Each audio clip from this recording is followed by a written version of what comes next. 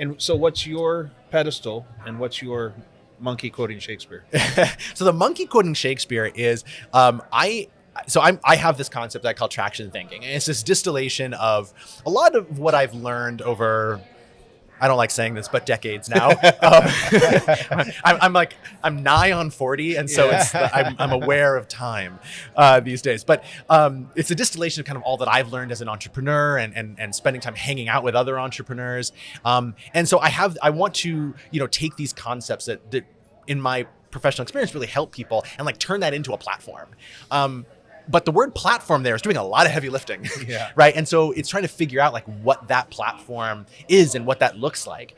And is it there's a channel question in there? Is it video? Is it podcast? Is it Substack? I know I do all of those, right? But I do all of those, which is its own thing. But for me, like the monkey, that's the monkey, right? The monkey is figuring out what is the right distribution channel for this. Where are my customers? How can I find out, get them and meet them where they're at, such that it unlocks the whole revenue potential that's kind of tied to that long term. But the pedestal's the stuff I'm building a pedestal right now while I'm talking to you, just because it's fun.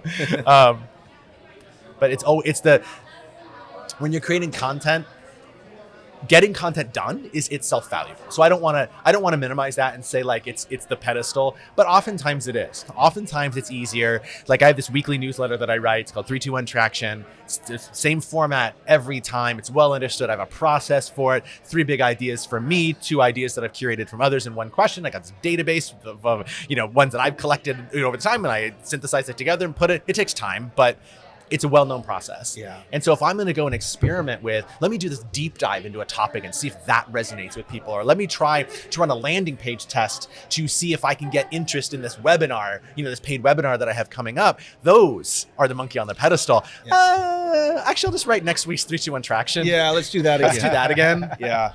I've only done it 80 times. It's fine. So I'm curious. So we would say that building the pedestal and even getting the monkey to stand on top of the pedestal is hard. Yeah. That's what I think you're saying. There's real work there. Getting the monkey to quote Shakespeare is really hard. Yes. So we're talking about distribution, right? Really trying to figure that out. But what you're describing to my ears is this resistance that we have towards the really hard, and so we do the hard instead. Yes. Right? And so we might want to title this episode "The Really Hard and Hopefully Really Worth It." Right? But there's a breakdown there that's happening. We're not doing that. We all have this problem.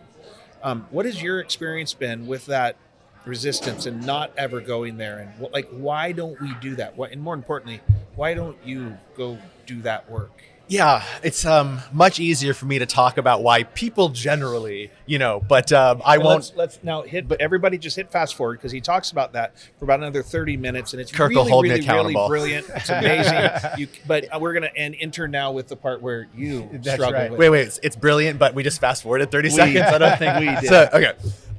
So I think the reasons I don't do it are actually the same reasons that other people don't do it, right?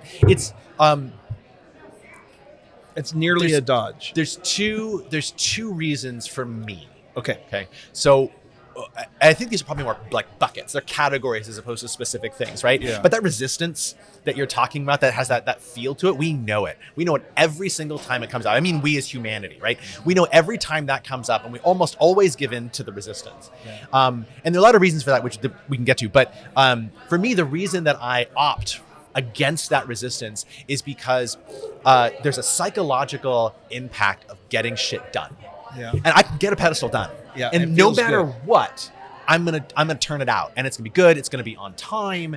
I might even kick ass, right? I don't know. I mean, but I could, right? It is within the cards that like it's going to get done and might be kick ass. When we take on the hard work, there's the possibility that it is not. And that's the second thing, is that it's like there's confusion about like, what do I do? How do I do it? How do I approach it? What's the right way to do that? How do I decide what is now versus what is later? All those really, really hard questions kind of come in like, and they slide into the DMs and like just start pounding, right?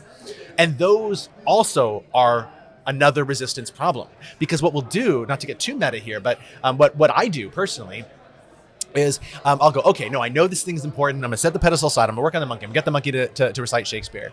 And then I go, okay, so I know I have all these little things standing in my way. I need to figure out the hows and the whats. And then I start figuring out like all these how questions when I'm doing now all of that investigatory how work instead of actually doing the thing. Yeah. Right? Because any Moats step around moats around moats. and it's right? like this endless thing. And then suddenly a year passes and nothing has gotten done. And that's not where I am now, but I've certainly been there. Yeah. Right? Where just this immense amount of time passes and you look back and you say, I've been busy and I haven't gone anywhere. Right? And it's the car in neutral, the engine's revving, everything sounds like it's fine, but you haven't left the driveway. And that was by design. You were never going to leave the driveway.